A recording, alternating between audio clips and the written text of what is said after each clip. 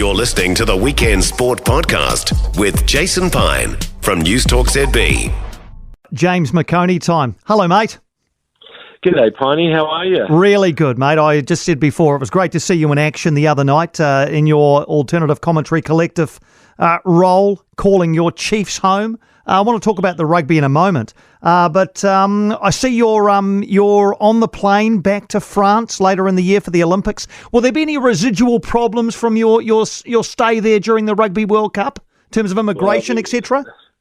It could well be. I need to be a little bit careful which arrondissements I go wandering into. But look, I mean, there are a few places that I favoured above others. I got to look. I must admit, I got sick of baguettes for lunch, and so I was branching out. I don't think Paris or France do a good breakfast. I mean, scandalous to criticise food in France, but I'm stoked to be going back with Sky.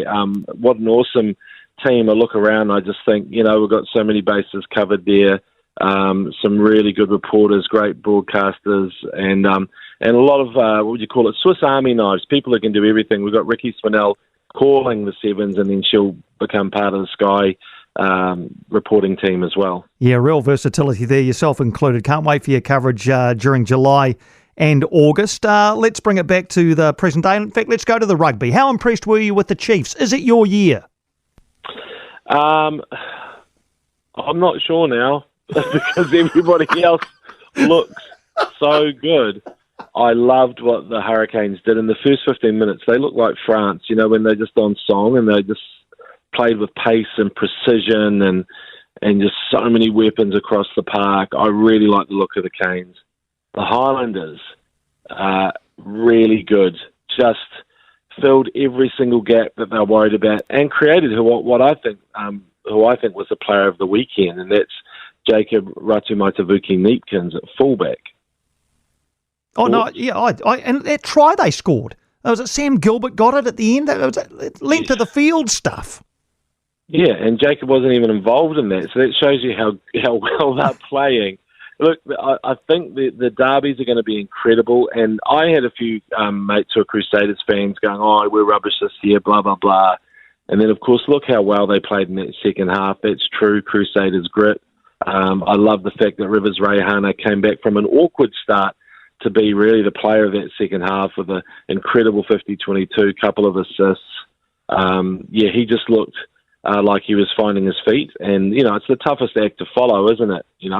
You go in after Richie Mo'unga. I'm trying to think what the equivalent would be in showbiz. Did Aunt Viv change in Fresh Prince of Bel-Air? Remember? Maybe, but anyway, tough act to follow. That's such a niche. That's a niche reference. I thought you were going to go for someone like Marlon Brando or someone like that. Okay, imagine going on Live Aid after Freddie Mercury. That's it. How about that? That's it. You've got it. You've got it. Yep, absolutely. Or singing on We Are the World after Michael Jackson. Yes, yeah, I know, exactly. Although Cyndi Lauper, she really made it her own.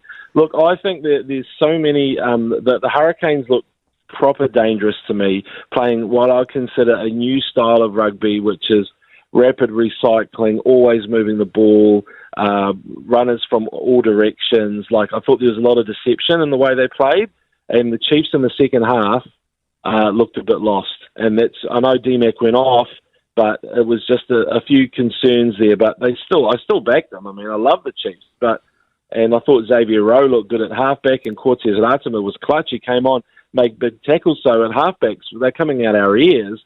But yeah, there was just a few teething problems, you'd say.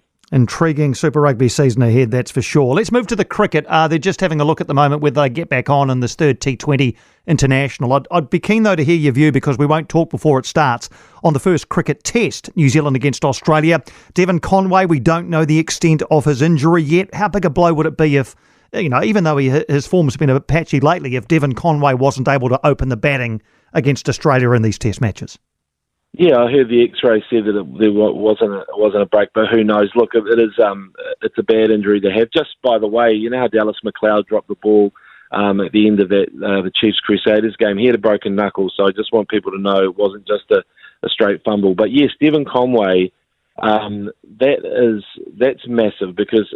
But I'm really looking at the other end of the 11 and saying, will O'Rourke, will he or won't he? What do you do with a player who's in that sort of form? I don't think he'll play because, they've got Bolt back and all these other players. But just when you see how good Australia are, do you go with the old guard, or do you throw something new at them? Oh, well, in the test matches, they have to go with O'Rourke. They've already said Bolt won't play the test matches, which I think is the right idea. I think when you get 9 for in your first test, you kind of have to play. Although, having said that, AJ's got 10 in one innings and they dropped him.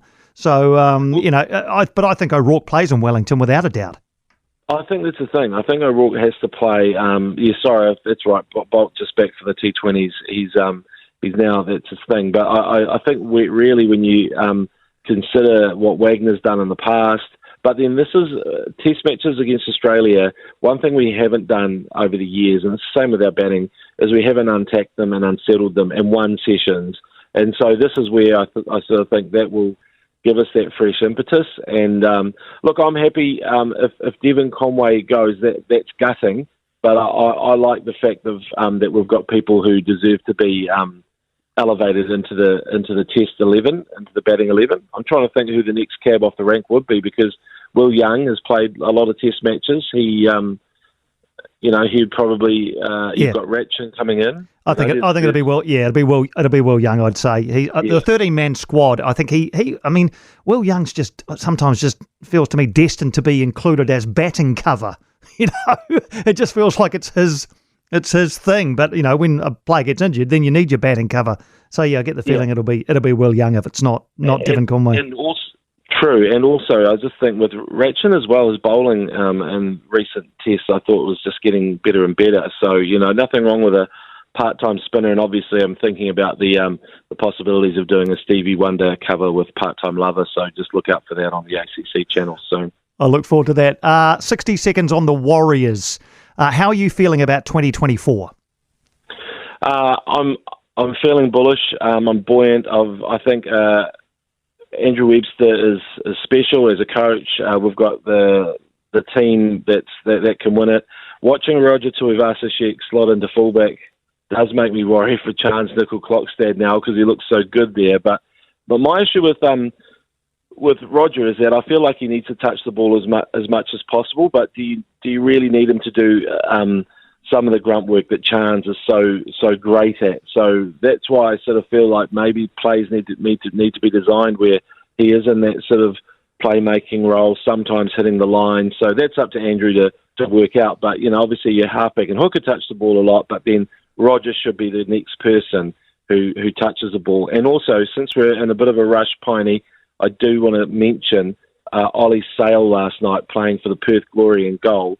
They sort of froze him out after he made some errors, and it was a 0-0 draw with the Phoenix. But it's great to see him actually on the park, because I've got high hopes for Ollie to go to Europe, and you're not going to get identified when you're just sitting on the bench in the A-League. No, agree. Maybe you could do some scouting for him in France. Go to a couple of Ligue 1 teams and see if you can get him a gig. Oh, pourquoi pas? Why not? I think I'll be happy to do that. And look, what an Olympic team we've got going in France. So I can't wait to see all those. The GOAT, Lisa Carrington.